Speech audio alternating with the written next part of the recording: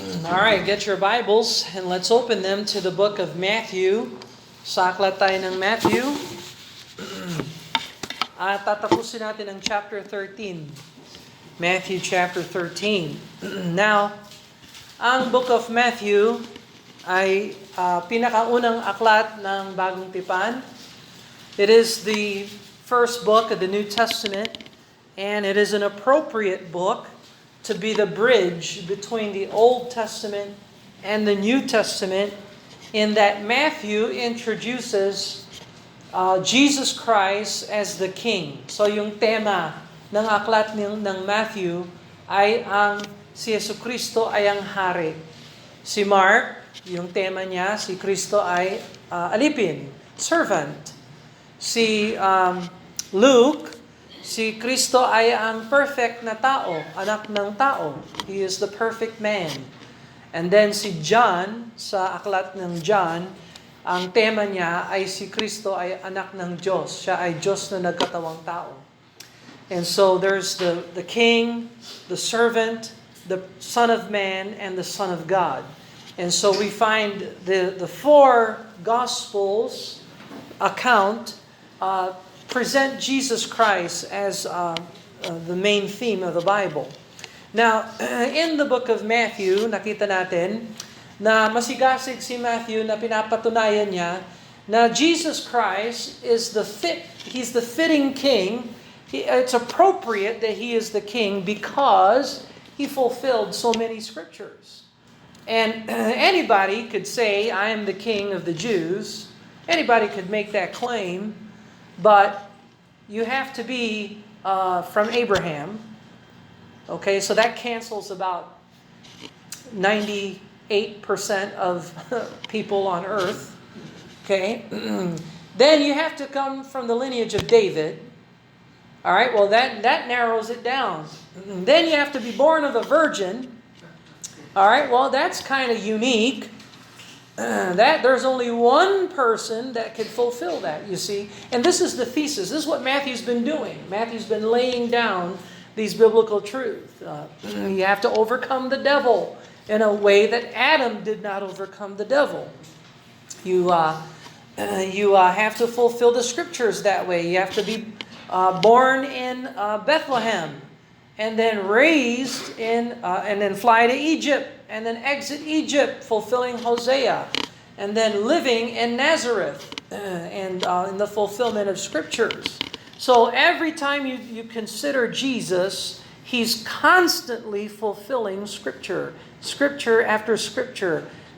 Matthew is laying the thesis. There's only one who is the King of the Jews. There's only one, and it's Jesus Christ. So, sa book of Matthew, there are 5 sermons or discourses in the book of Matthew. So, yung Matthew chapter 5, 6, and 7, that's the Sermon on the Mount. Sermon on the Mount. At ang paksa ng Sermon on the Mount ay ano ang magiging buhay ng mga mananampalataya pagdating ng Panginoon at itataguyod niya ang kanyang kaharian. What is the character traits of those who are in the kingdom of God when Jesus establishes His kingdom? Well, you're going to have to read Matthew 5, 6, and 7. Tapos, in Matthew chapter 10, yan yung sermon on missions. He sends His apostles and His disciples to evangelize the Jews and to present to them the kingdom of heaven. So, yun ang unang mission. Yes, Jesus is also interested in establishing local New Testament biblical churches all around Galilee, much like Bethabara and Bethesda, and also Capernaum and Sychar in Samaria. Don't forget the woman in the well. She went to the men, and the men came out and followed Jesus. A whole city followed the Lord in Samaria. That is a different geographic location. And so we can assume, based on what we know in the scriptures, Jesus was preaching, teaching, healing, and church planting. And so we have all these things going on. Matthew chapter 10. Matthew chapter 13, nandito tayo sa Matthew 13. Ito naman yung tinatawag na sermon on the mysteries of the kingdom parables. So nagbigay ng 8 na mga parables si Jesus Christ at ine-explain ni Jesus Christ ano ang kasalukuyang pangyayari sa mundo habang wala ang king. While the king is absent, what is life gonna be like on earth? Well, Jesus gave us 8 parables in Matthew 13, and as we conclude, we will also see opposition in Jesus' family. And so we'll look at that. Tapos, there's Matthew 5, 6, 7, Matthew 10, Matthew 13, tapos merong Matthew chapter 16 at saka chapter 18, Sermon on the Matters of Church. Okay? So wala pa tayo doon, hindi natin tatalakayin yan ngayon, pero dadaan din tayo sa Matthew 16, 17, 18. Dito pinag-uusapan yung church discipline. Anong mangyayari kung merong natisod sa membership? Paano i-restore ang isang natisod? Paano mag-repair ng church? Paano pag yung member ayaw magpasakop sa authority ng Panginoon? Hindi ka mananatiling member. May exit plan pala. Akala ko, hindi, ganun yun. Halimbawa, manggagawa ka. You are a worker. Ayaw mo mag-clock in. Brother Kirk, you know what clock in is? Di ba? So you start your own business. May sarili ka ng business. Hindi ka na magka-clock in. It is your responsibility na kasi ikaw ang boss. You are the boss. Pero habang manggagawa ka, halimbawa, nagtatrabaho ka pa rin sa Vista Mall, for example, just an example. May karapatan ba yung manggagawa magsabi, ayaw ko muna mag-clock in ngayon. Bukas na lang ako mag-clock in. Subukan mong gawin yan every day. Gaano ka magtatagal na maging manggagawa doon? Talsik ka kaagad. Bakit? May nakapila na, naghihintay sa trabaho mo. So sa church, ganun tayo. Halimbawa, meron tayong church fellowship. Ayaw mo mag-fellowship. Wala ka absent. You're always absent. May ministry, walang ministry. Gawain. Anong gagawin natin sa'yo? Goodbye. You cannot remain a member. Why? Kasi wala kang fellowship. Ayaw mong sumunod sa Panginoon. You conform your life to Christ. Okay? So, by the way, marami tayong pwedeng pag-usapan doon. Pero wala pa tayo doon sa Matthew 16, 17, 18. Okay? Then, yung last na sermon, sa 5 sermon sa Matthew, ay yung sermon on Mount Olive. Ito yung Matthew 24 at saka 25 na kung saan pinapakita ni Jesucristo ang katapusan ng mundo according to Daniel chapter 9. So, Matthew 24-25 is an exposition of Daniel chapter 9 and si John naman, review niya yung Matthew 24-25 sa tribulation sa Book of Revelation. So, magkaugnay yung mga prophetic books ng Bible. And so, pag-uusapan natin yan pagdating natin sa Matthew 24-25. And so on and so forth. So, meron pang iba pang mga sermons, pero yun ang pinakatanyag, yung 5 yan. And nasa Matthew chapter 13 tayo. And again, ine-explain itong chapter na ito kung ano ang kalagayan ng mundo natin in absence of the king. So, question, tinanggap ba ng mga Hudyo ang gospel ng kingdom? Hindi, no? He came unto his own, and his own received him not. Kawawa naman talagang not. So, noong dumating si Jesus Christ, siya ay sinilang sa sabsaban. Ayun ang sabsaban ko. Okay, yan. Okay, so let's say this is AD 4. Tapos siya ay pinako sa krus, AD 30. AD. Okay, so he ministered for 3.5 years. Nag-ministry siya nung binaptize siya ni John the Baptist, doon nagsimula ang ministry ni Jesus Christ. So, rineject siya ng mga Hudyo, kaya yung kingdom, millennial kingdom, medyo na-postpone siya. Dapat talaga, tanggapin siya ng Israel, mamamatay siya, ililibing, muling nabuhay, tapos babalik siya as king, reigning over Jerusalem. Kaya lang, rineject siya. Kaya ngayon, medyo na-extend So ngayon, eto tayo, nandito tayo. Ang tawag dito ay yung church age. Okay, kapanahunan ng mga simbahan, churches, the church age. Bakit? Yung focus ng Diyos ngayon ay hindi sa temple, hindi sa tabernacle, kundi sa church. At hindi rin sa Israel. Okay? Wala siyang national plan ang Panginoong Jesucristo. Church age lang. Yon. So, kaya tayo nag-church bilang Kristiyano, yan ang plano ng Diyos sa ngayon. Hindi ho tayo magtatagal. Yung church, isasarado rin yan ng Diyos. So, kailan matatapos yung church age? Pagpasok ng Antikristo. Pagpasok ng tribulation. Doon matatapos itong church age na ito. Pero, tapos babalik si Jesus Christ dito, Revelation 19. Sa Mount of Olives siya babalik. Tatapakan niya yung Mount of Olives, mabibiyak yung mountain na yan, ibubukod ng Diyos yung mountain na yan, and so on and so forth. So, magkakaroon ng earthquake na sobrang earthquake. Ang mananatiling bundok sa mundo natin ay ang Jerusalem. Biro mo yung Nepal, Himalayan mountain na kataas-taas. What's the highest mountain on earth? Mount Everest, no? Ibabagsak yan ng Diyos. Mas mataas niyan yung Jerusalem. So, cataclysmic topographical, geographical changes ang gagawin ng Panginoon. So anyway, yan yung future natin. So, babalik tayo kasama natin si Jesus Christ. Hahakutin niya tayo dito. And ang hakot, 7 years, 1,000 years dito. Kaya kung paano ka nagsaserve sa Panginoon ngayon, makikita mo yung reward mo sa hinaharap. Hey Brother Bill, yung Sunday school ko, napakaliit. Napakalit ng church natin. It doesn't matter yung size. If you are faithful in the least, you will be faithful in the many. Ayan yung many na pinag-uusapan ni Jesus Christ. Okay? So, kayong mga nagtuturo ng mga bata, Sunday school or whatever, pagsikapan ninyo na ibigay ninyo yung best. Kasi, haharap tayo sa judgment seat of Christ, i-reward niya tayo, may implication yan sa millennial kingdom.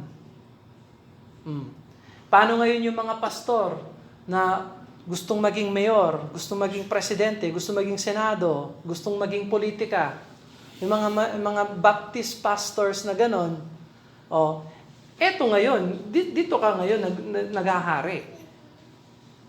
Pero hindi ka naman i-reward dito. So, ilang years ang senator? 6 years. Ilang years ka maghahari dito? 1,000. Anong gusto mo? Saan yung focus mo dapat? Seek first the kingdom. Ayan ang mas mahalaga kaysa sa 6 years dito. I'm just saying, okay? Just giving you a perspective. Hindi ko naman, nagpapasalamat ako na merong mambabatas na talagang, kung Baptist talaga sila na maayos naman ang ginagawa nila, that's between them and God. I do not judge that.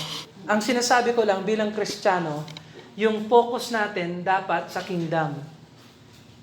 We need to be working towards this. And how we serve Jesus here will be reflected on the millennial kingdom for 1,000 years. Halimbawa, may basura sa church natin. Nakita mo yung basura, pinulot mo yung basura. Ay, ayaw ko yung tahanan ng Diyos maging basura. Lininis ko yan. Nakita ba yan ng Diyos? Yes. Do you think God will bless and reward you? Yes. Paano kung sasabihin mo, maliit naman na church building ito. Sige na lang, kalat na lang dito. It's okay. Nakita ba yan ng Diyos? Do you think you will lose reward? Yes. Okay. So, seek first the kingdom. Tandaan natin, ito 1,000 years, ha? We have to keep things in perspective. Now, in Matthew 13, Jesus gave 8 parables. So, ano ang buhay natin ngayon habang wala ang king, absent ang king? So, sabi ng Panginoon, Unang parable, yung parable of the sower. Okay? Merong palang apat na tagapakinig sa salita ng Diyos. There are 4 kinds of listeners to the Word of God. Did you know that? Ang Pilipinas and most evangelical people, they are stony ground listeners. Stony ground. So, apat pala ang ground. Merong wayside, sinasantabi ang salita ng Diyos, binabaliwala ang salita ng Diyos. Kaya, halimbawa, pagdating sa church, hindi nag-church, wala silang pakialam sa salita ng Diyos. Walang effect ang salita ng Diyos sa kanila kasi they are wayside. Oh.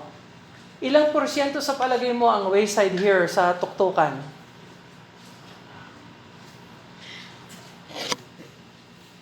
Sorry.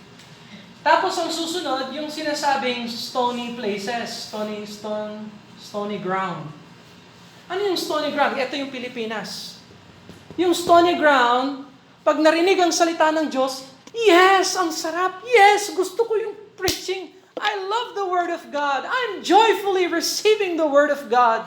Tanggapin si Jesus Christ, mag-pray ng ganito. Ay, sige, magpe-pray din ako. Tanggapin ko siya. Hanggang salita lang. Sabi ng Bible, joyfully receive.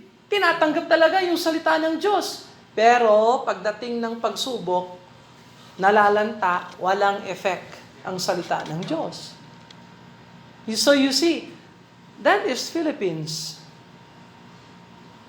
We are a stony ground country. You understand what I'm saying? Joyfully receive the Word of God. I like the Word of God. I receive this.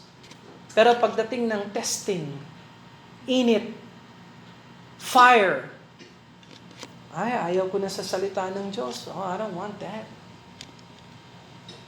So, genuine ba talaga yung pag-ibig sa salita ng Diyos? No. Surface lang. Stony ground. Walang effect. Amerika, yun naman thorny. Thorny ground. Ano yung thorny ground, Brother Bill? Basahin mo yung Matthew 13. Sabi ng Matthew 13, yung mga pleasures ng mundo, yung riches ng mundo, yung abala ng mundo, yun ang pinakikinggan ng tao instead of the Word of God. That is stony ground. That is thorny ground. Yan yung American prosperity and successful. Yung mga taong successful, na walang panahon sa salita ng Diyos, they have choked the Word of God with the pleasures of this world. Okay? Mas mag-good time na lang tayo kesa mag-church, kesa mag-Bible. Good time na lang. So, anong nangyayari? Nasaan ang effect ng salita ng Diyos sa tao? Wala. It's the same. Wala, wala, wala. So, ganyan ang maaasahan natin. Kapag nagmi-ministry tayo sa labas, namimigay tayo ng salita ng Diyos, we preach, we teach publicly sa labas. Alam mo, ang daming tao tumitingin sa atin. Titingnan yung babasahin natin. Pero walang effect. Pakikinggan yung preaching, pero walang effect. Kayo, pag nakikinig kayo ng preaching at hindi kayo na-affect ng preaching, you are one of this heart. Pwede yang i-apply sa Kristiyano. Hindi ito pang Kristiyano, pero pwedeng i-apply sa Kristiyano yan. Kung ang puso ng Kristiyano puno ng concern, that's a thorny ground. Or puno ng kasuyahan pero ayaw sa testing, that's a stony ground. Or hindi ko naunawaan ang salita ng Diyos, wala akong malay, wala akong alam sa pinagsasabi ng pastor. Ang layo. I don't understand this. You are a wayside hearer. So kailangan palitan yan. Now, thankfully, meron naman good ground. Yan, sa Matthew 13, may good ground. Ano yung good ground? Yung good ground, yung lupa na ready na tumanggap sa salita ng Diyos. Pag nakarinig ng salita ng Diyos, yan, ilinalagay sa puso at saka namumunga. There is fruitfulness. Some 30, some 60, some 100-fold. Hindi importante kung 30, 60, or 100. Ang importante, may bunga ang salita ng Diyos sa iyong buhay pag naririnig mo ang salita ng Diyos at ilinalagay mo sa iyong puso. You put it deep in your heart and it makes a difference in your life. That's good ground. And that's the kind of heart we should be praying for. Lord, give me a good ground heart to receive your word.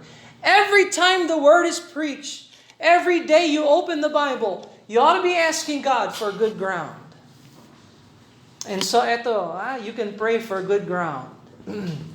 So, test yourself. Are you growing? Are you being a fruitful Christian? Yung bang pag-church mo dito ay nagkakaroon ka ba ng lakad na kasama ang Diyos? O baka professional na lang tayo, ha? Are we professional Christian? Marunong mag-amen? Pero sa bahay, oh my. Amen dito, oh my doon. Not good. So good ground, we need to pray for that. So that's the parable of the sower. Okay? So then, God gave us another one. Sabi niya, let's see here.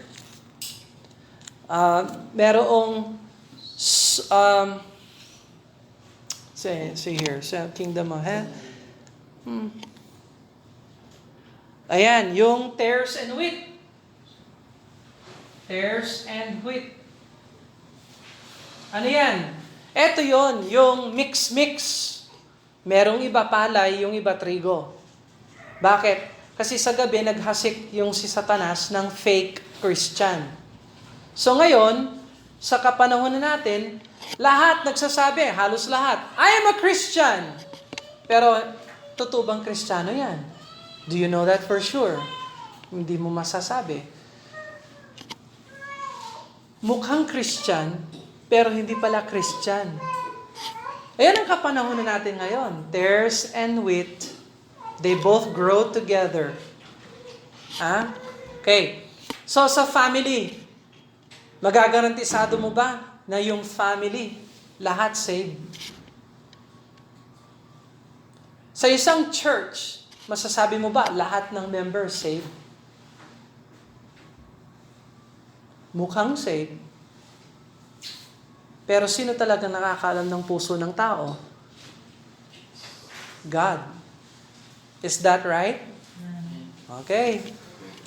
Just checking, So, yung baka yung katabi mo, tares, hindi wheat. Kung mahal mo yung katabi mo, tanungin mo, are you tares or wheat? Hindi porke nasa church ka, ibig sabihin you are saved. Hindi porke may baptismal certificate ka, nagsasabing baptist ako, you are saved. That's right. We are not saved because we are Baptists. That's right. We are saved because Jesus died for us and was buried according to the Scriptures and raised again according to the Scriptures. That's why we're saved. So yung pagiging Baptist natin, hindi pala yan nakakapag-save. Hello? So ang daming mga Baptist ngayon. Tanungin mo, paano ka na-save? Nag-pray ako, tinanggap ko si Jesus. So believer ka. Ano yun? Tinanggap mo yung gospel. Ano yung gospel? Ano ibig sabihin ng gospel? Nagsisi ka. Anong pinagsisihan ko? Anong pagsisisi ng saan? Why? So, hindi garantisado kung nasa church ka, na kay Kristo ka. Is this clear? Alright, so, ito ang mga tinuturo ni Jesus Christ. Then, nagbigay siya ng parable. Sabi niya dito, merong mustard seed. Mustard seed. Yung mustard seed, sino ba sa inyo nakakita na ng mustard seed? 3 lang sa atin. 4. Napakaliit ng mustard seed. It's a very small seed. Pero sa mustard seed dito sa Matthew 13, yung seed na mustard, dapat herb yon. Ano yung herb sa Tagalog? Halamang gamot, no? Herb. Pwede bang maging puno ang herb? Hindi. Ibang uri ang puno, ibang uri ang herb. So yung mustard seed na naging tree, labag yan sa Genesis. Kasi sabi ng Genesis, herb after his kind, and plant, tree after its kind. Kind. Ibang kind ang seed sa tree. Ang herb sa tree. Hindi pwede kahit science, kahit anong gawin mo. Ang herb ay mananatiling herb, ang tree ay kakaiba. So, paano naging lumaki itong tree na ito? Kasi, naging apostate. So, yung church na sinimulan ni Jesus Christ, yung mga churches niya, hindi lahat ng mga churches niya nanatiling tama. May mga churches na dati tama, na tumiwalag.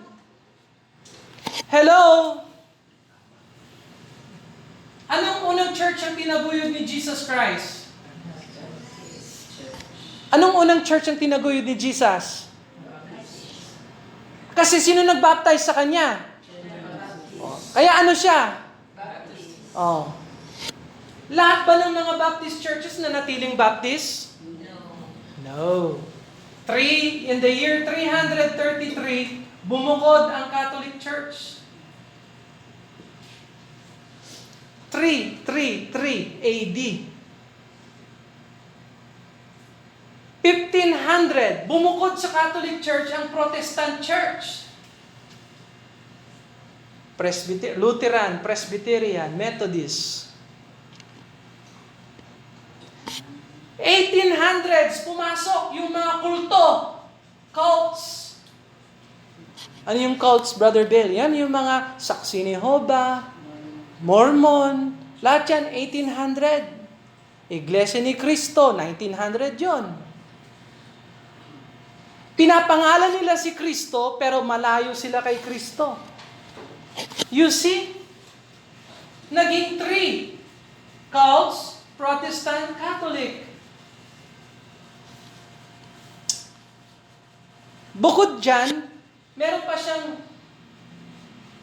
leaven. Leaven. Ano yung leaven sa Tagalog? Libadura. Okay, so pag naggagawa ka ng tinapay, haluan mo ng libadura para pag pinasok mo sa oven, lalaki siya. Kaya lumago yung mga churches ng Panginoon, abnormal ang lago, may leaven, may halong libadura ng kasalanan, pagkakamali. 3 ang libadura na in-identify ng bagong tipan. May leaven ng Pharisee, yan ang hypocrite. Mga nagpapanggap na sila ay Kristiyano pero hindi Kristiyano. Tanungin mo, kulto, Protestant, Catholic, Baptist. Tanungin mo yung yan, 1, 2, 3, 4, yung 4 na yan. Kayo ba ay Kristiyano? Sasabihin nilang lahat, 1, 2, 3, 4. Yes. Paano ka naging Kristiyano? Ikaw, sumampalataya kay Kristo. Ikaw, ay nabaptize ako nung bata, nung baby ako. Ikaw, binaptize ako ng mga magulang ko. Pinalaki ako sa Protestant. Ikaw, umanib ako sa iglesia. Kaya ako saved. Sa lahat ng yan, sino ang saved? Yung tumanggap lang kay Jesus Christ na may pananampalataya, na may pagsisisi. So, Pharisee, may leaven ng Sadducee. Sadducee naman, humanism. Humanism. Tao ang lunas sa tao. Kung gusto mo magbago, baguhin mo lang yung feelings mo. Pag magsikap at magtiyaga, ang tao ang lunas sa tao. Ang pawis ng tao ang tutulong sa kanya. That's humanism. Itong Bible na ito, hindi siya Bible galing sa Diyos. Ito ay imbento ng tao. Ngayon, AI na. Artificial intelligence. Anong mangyayari ngayon? Ire-replace ng robot ang tao. So yung mga call centers, na pinagkakakitaan ngayon, ire-replace lahat yan ng AI. Yung mga waiters, waitresses sa restaurant, ire-replace yan ng AI. Yun na nga, gusto mag-order ng inumin, drinodrone na yung inumin mo sa mesa. Hindi na kailangan ng waiter, waitress. Tingnan mo yung McDo lang. Pasok ka na sa McDo. Mag-order ka, sir, dito sa dingding. Pero ganyan, no? Yung ibang restaurant niya, sorry, we do not take order. You have to go to the wall. Balang araw, ikaw rin, hindi ka magiging manager. Papalitan ka ng AI.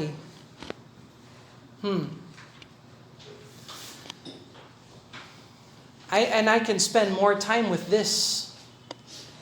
So yung Bible natin ngayon, alam mo ba, computer na ang nagde-decide kung ano ang salita ng Diyos? So ngayon, yung critical text, 28 edition. Lalabas na yung 29 edition. Yung 29 edition, inimpluwensya na yun ng AI.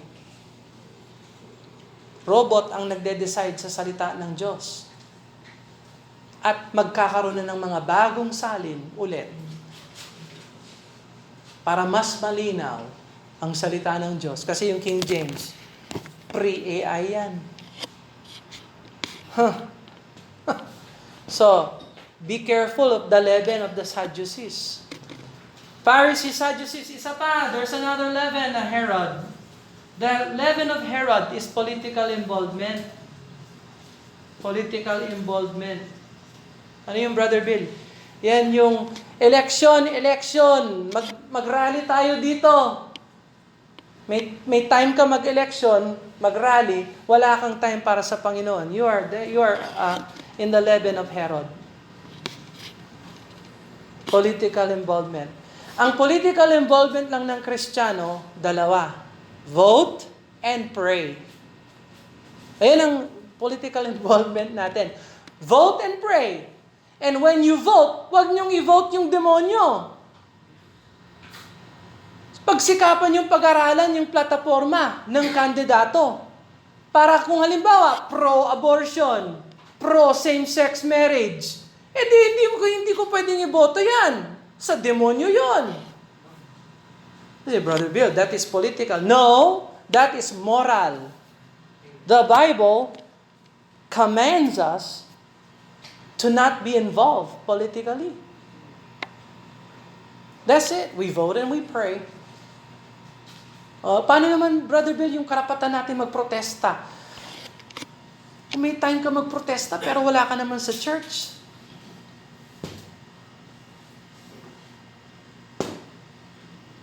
Hayaan mo lang yung mundo, mabulok ang mundo. Kasi pagdating ni Jesus Christ, walang magpoprotesta dito. Walang time sa protesta dito. Pag ang tao ay nagprotesta dito, patay sila kaagad sa impyerno yan. Kaya lahat ng mga nandito, outwardly conforming. Pero yung heart, rebellion pa rin. Pag-aralan natin yung millennial kingdom in the future. Alright, so tapos sower, tares, mustard seed, leaven. Sa ano pa? Yung treasure, hid in the field. Field treasure. Okay, so dahil sa oras, sabihin ko na lang sa inyo, yung field, yan yung mundo, yung nagbili ng field, si Jesus Christ yon. Yung treasure, Israel. That's Israel. Because they are the peculiar treasure of God based on Exodus 19:5. Tingnan mo ang Exodus 19:5. Exodus 19:5.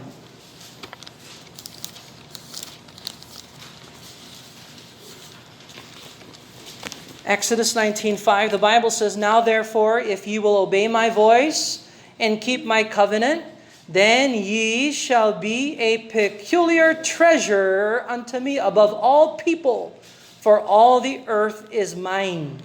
So yung peculiar treasure, that's Israel. Kung susunod kayo sa akin, sabi ng Panginoon, ilalabas ko kayo sa Egypt, gagawin ko kayong bansa. You are a peculiar purchased treasure. So, si Jesus yung man sa field na nagbili ng field. Binaalay niya ang kanyang lahat para makuha niya yung treasure doon sa earth. That's Israel. So, yung next dito, yung pearl of great price. Sino naman yan? Kung ito Israel, ito Gentiles. Kasi yung pearls galing sa ocean.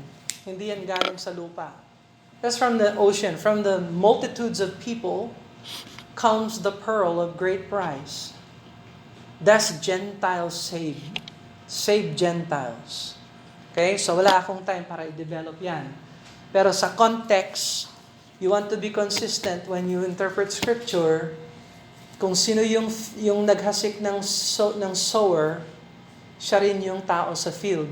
Siya rin yung nagbayad ng pearl of great price. Eh, yung pearl, bukod yan sa treasure. If Israel's the treasure, yung pearl na nanggaling sa ocean, that is Gentiles. Saved Gentiles. Okay? Alright. Last. So, say 1, 2, 3, 4, 5, 6, 7. Meron tayong parable of the merchant man. Parable of the net. Parable of the net. Yung naghasik ng net. Tingnan mo ang Matthew chapter 13, verse 47. Matthew 13, verse 47.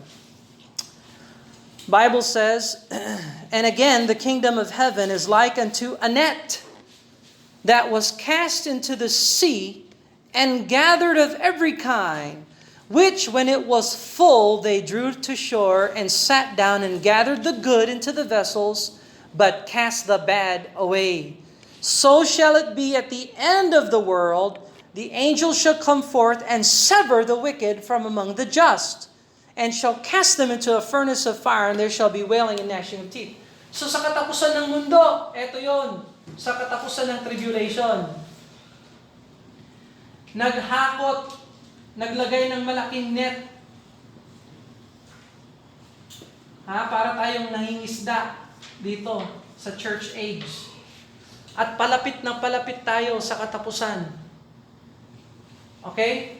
So, ang mangyayari, pagdating sa Millennial Kingdom, ibubukod yung mga saved, papasok dito, yung mga hindi saved, pupunta sa impyerno. Araw-araw, lumalapit ho ang mundo natin sa katapusan. Yung net, nandyan na yung net. Palapit na tayo ng palapit sa katapusan. So, are you saved? Kasi kung saved ka, you will be here. Kung hindi ka saved, sa impyerno ka. Malinaw ba ito? Is this clear? Okay, so that's ganyan ang kasaysayan ng mundo habang wala pa ang king. Pagdating ng king, ibubukod niya yung mga saved sa hindi saved. Alright, now, the last parable, say 1, 2, 3, 4, 5, 6, 7, 8, dalawa. The parable of the scribe and the householder. Scribe. So makikita mo ito sa Matthew chapter 13. Tingnan mo ang verse 52. "Then saith he unto them, Therefore every scribe," that's the scribe parable, "which is instructed unto the kingdom of heaven is like unto a man that is an householder, which bringeth forth out of his treasure things new and old." So there's your double parable, scribe and householder. So, inaasahan ng Diyos yung kanyang mga disciple ay scribe. Ano yung scribe? Expert sa batas. Question, mananampalataya, believer, are you an expert in the Bible? Hindi pa, Brother Bill, hindi pa. O di, keep going. Keep learning. Keep searching the scriptures. Maging expert. Kung magiging expert ka sa isang bagay, bilang Kristiyano, eto ang gawin mong maging expert ka dito. We have to be a scribe, a ready scribe, expert sa batas ng Diyos. Kung ang Bible ay mystery book pa rin sa'yo hanggang ngayon, ibig sabihin, hindi ka nagbibigay ng oras sa Bible. Kaya pag nag-church tayo, pinagsisikapan natin, Sunday school, doctrine, or whatever, biblical. Sunday morning, uy, ang ganda ng doctrine nun this morning, di ba? Put off, renew, put on. Galing. That's from Ephesians chapter 4. Maging expert tayo sa salita ng Diyos. Alamin natin ang bawat page ng salita ng Diyos. Huwag tayong pumunta sa langit. Pagdating natin sa langit, makita natin si Habakuk. Iwasan natin si Habakuk kasi hindi ko naman binasa yung book mo. Makita mo si King Hezekiah, sabihin mo, hey, ang ganda ng book mo, sabi niya. Hindi ako nagsulat ng book, ha? Walang Hezekiah. Walang book of Hezekiah. Wala ba? Sorry. No, hindi magandang yan. Pagdating natin sa langit, makita natin si Isaiah. Hey, Isaiah. Binasa mo ba yung book ko? Hindi. Mapapahiya tayo dito. Sa palagay mo, yung knowledge natin sa salita ng Diyos, ititimbang yan ng Diyos para sa millennial kingdom? Yes. Bala ko pa naman, ang position ko talaga sa millennial kingdom, sa library ng Diyos. Doon ako sa sulok ng library. Bigay mo sa akin yung archives ng history ng buong creation. Tapos pag-aralan ko yan, every day of eternity. Paano kaya ginawa ng Diyos yung Genesis? Yun, makikita ko. Ang galing. Kung wala akong interest ngayon, sa palagay mo, ibibigay niya sa akin yon? Hindi. Anong pinag-aabalan mo ngayon? TikTok? Expert ka dito? AI? Expert ka doon? No. We have to be a ready scribe. So we have to show the Lord that. Tapos, sabi niya dito, you are a householder. So sabi niya, therefore every scribe which is instructed unto the kingdom of heaven is like unto a man that is an householder. Manager. Householder. Which bringeth forth out of his treasure things new and old. Yung tao na nagmamanage, alam niya na kumuha ng luma, kumuha ng bago, para ma-manage niya yung business niya. Business management. Marunong ka bang humawak ng pera? Marunong ka ba magtipid? Marunong ka ba mag-spend? Do you spend when you spend? Do you spend wisely? Or are you impulsive? Marunong ka ba mag-invest? Ano yung invest? Invest yung pinapayaran mo yung pera mo, linalagay mo sa isang lugar na lumalaki siya. Marunong ka mag-save for retirement? Kasi yung lakas mo, hindi mananatiling ganyan. Tatanda ka rin, manghihina rin ang katawan mo. You have to make provision for future. Ang dami palang dapat gawin, yes. Hindi lang pala spend. One day millionaire. Pag nabigyan na yung payday mo, ubos na kagad. Householder, skillful with things new and old, out of his treasure, things new and old. All right, ito na yung pinaka-last section ng Matthew 13, verse 53. And it came to pass that when Jesus had finished these parables, he departed thence. And when he was come into his own country, that's Nazareth, he taught them in their synagogue, insomuch that they were astonished, and said, Whence hath this man this wisdom that these mighty works? Is this not the carpenter's son? Anong karapatan ni Jesus na mangaral, na magturo, na mag-preach? Ganyan ang pag-preaching niya, napakalakas naman niya. Hindi ba anak ng karpentero yan? Napakababaw ng pananaw ng family ni Jesus Christ sa kanyang sa kanyang persona. These are the words of his own family. Is not his mother called Mary? Huh?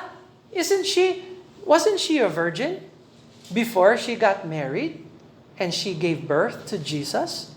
Huh? Maybe fornicator siya. Suspicious. And his brethren, James and Joseph, Simon and Judas. So, may mga kapatid pala si Jesus Christ. Ayun na yung mga kalating kapatid niya. James, Joseph, Simon, Judas. Ilang boys? 4. Nanatili bang berhen si Maria? No. So, mali ang Catholic Church. Perpetual virgin daw si Mary. No. According to the scripture, nanganak siya. James, Joseph, Simon, and Judas. Boys lang ba ang sinilang ni Mary? Tingnan mo ang verse 56. And his sisters. O di mayroon pa rin siyang mga kapatid na, kalahating kapatid na babae. Mga babae, plural. Are they not all with us? Whence then hath this man all these things? Verse 57, and they were offended in him. Mary and Joseph and James and Simon and Judas and his sisters were offended by Jesus. Maybe not Mary, but definitely his brothers, sisters. Kung basahin mo ang John chapter 7, they did not believe that he was the Messiah. Kinutsa pa siya. Kung ikaw nga talaga ang Messiah, magpakita ka nga. Punta ka sa Jerusalem, magpakita ka. John chapter 7, verse 5. You can read it later. But thankfully, nung siya ay namatay, nilibing at muling nabuhay, doon sumampalataya ang kanyang mga kapatid. You can read that in 1 Corinthians chapter 15. So, but look at verse 57. They were offended in him. But Jesus said unto them, a prophet is not without honor save in his own country and in his own house. Hindi ka ise-celebrate ng sarili mong tahanan kapag ikaw ay Kristiyano. Magdadala ng espada ang Panginoong Jesucristo sa family. Kaya, I will teach you this from the Word of God. Huwag niyong unahin yung family ninyo. Anong unahin natin? Seek first the kingdom of God. Ngayon yung family, kung susunod sila sa Panginoon, amen. Pero yung family, kung magiging sagabal sila sa Panginoon, iwanan mo. And that is a principle here in the Word of God. So, verse 58, and he did not many mighty works because of their unbelief. So, nakagawa ba siya ng maraming miracles? Maraming blessing? Hindi. Bakit? Wala silang faith sa Kanya. So, hindi niya sila na-win. He did not win them. Now, eventually, they got saved because of His resurrection. And, in fact, James became pastor of the church in Jerusalem and wrote the book of James. And Judas, nasa verse 55, hindi yan si Judas Iscariotes. Hindi siya yung Judas na nag-betray. Judas wrote the book of Jude. So, kalahating kapatid din yan ni Jesus Christ. James and Jude went into the ministry. So, you see, be careful with your family. Merong mga pagkakataon, may mga Kristiyano, masigasig sila sa paglilingkod. Pero ngayon na nagkaroon ng baby, hindi na kami makapag-church kasi meron na kaming baby. Baliktad yun, that's backwards. If you have a baby, you want your baby to be raised in a church. Isama mo si baby. Para paglaki ni baby, makita niya, napakahalaga pala ng church sa mga magulang ko. Yes. Pinapakita mo sa bata, may takot tayo sa Diyos. Para paglaki niya, may takot din siya sa Diyos. Pero kung optional ang church sa magulang, talagang magiging optional yung church sa bata. Kasi yung example niya, tameme. Is that clear? Okay. So, yung family ba sa Pilipinas, is it functional or dysfunctional? Ha? Parang dysfunctional, no? May mga bata lumalaki sa isang tahanan, wala si tatay, wala si nanay. But dysfunctional? Oh, yun ang reality.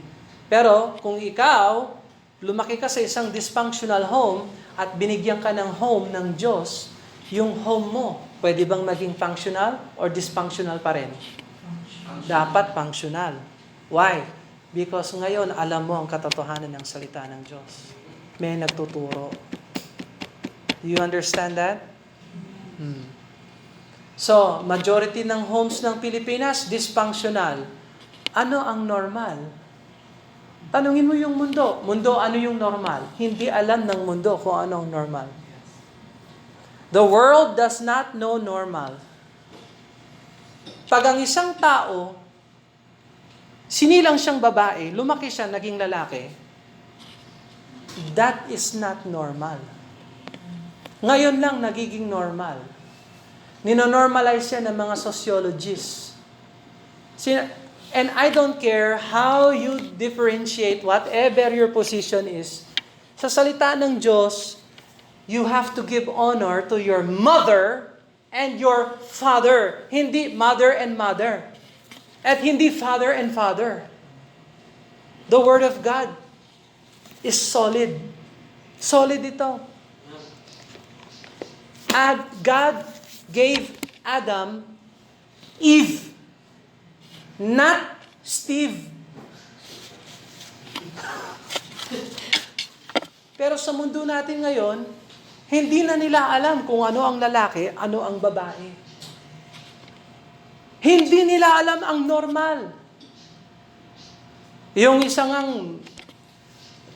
kabinete dun sa US ni Biden, si Richard, ang pangalan niya, Richard. Pero pag sinabi mong Richard, magagalit siya. Kasi gusto niya, Rachel siya. Magalit ng magalit. Ginawa kang lalaki ng Diyos, maging lalaki ka, amen? That's the Word of God. I'm not saying hindi ko sinasabi to dahil personal or whatever, gusto kong masaktan siya. That's not my point. The point is, kung hindi mo alam ang salita ng Diyos, hindi mo alam kung ano ang tama, ano ang mali. Amen. You will never know what is right and wrong if you don't go by the Bible. Amen. Kasi yung feelings natin, hindi yun ang basihan. Yung utak natin, hindi yan ang basihan. Yung experience ng ninuno, hindi yun ang basihan. Gravity, scientific law, is not the basis of right and wrong. The Word of God. Ito, gusto mo ng normal? Ito yung normal. Gusto mo ng functional? Ito yung functional. Gusto mo ng dysfunction? Gusto mo ng kaguluhan? Gusto mo ng no peace and wildness? Ha?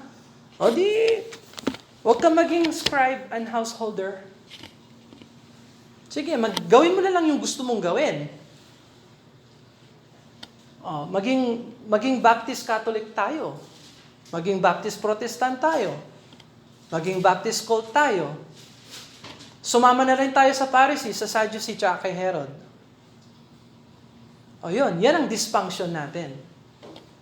Pero kung alam mo ang salita ng Diyos, you go by the Bible, and you can have a happy home, a happy life, serving the Lord.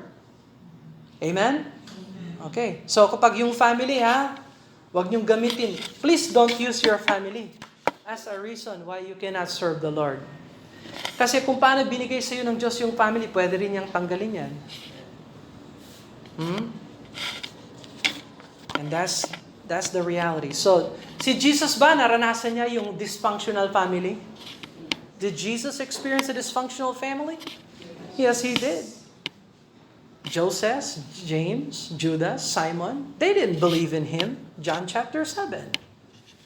But eventually they came around. And they became a functional home. So, we can have functional home if we trust in the Lord. Not use our family as an excuse. Let's pray.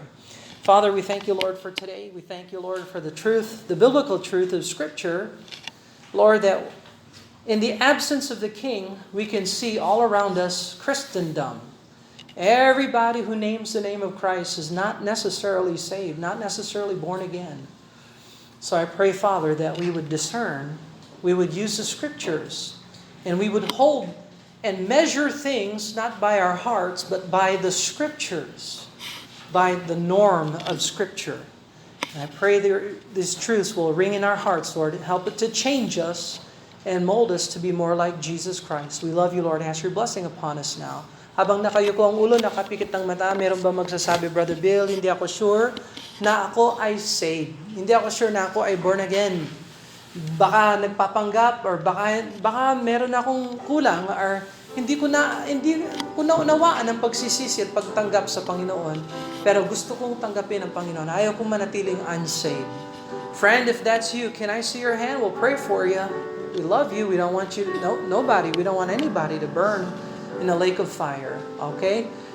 Sino magsasabi, Brother Bill, I know by the grace of God, sa tulong ng Panginoon, sa grasya ng Diyos, meron akong biblical na dahilan na alam ko na ako ay born again, saved, dahil sa grasya ng Panginoong Jesucristo. Can I see your hand? God bless you. Amen.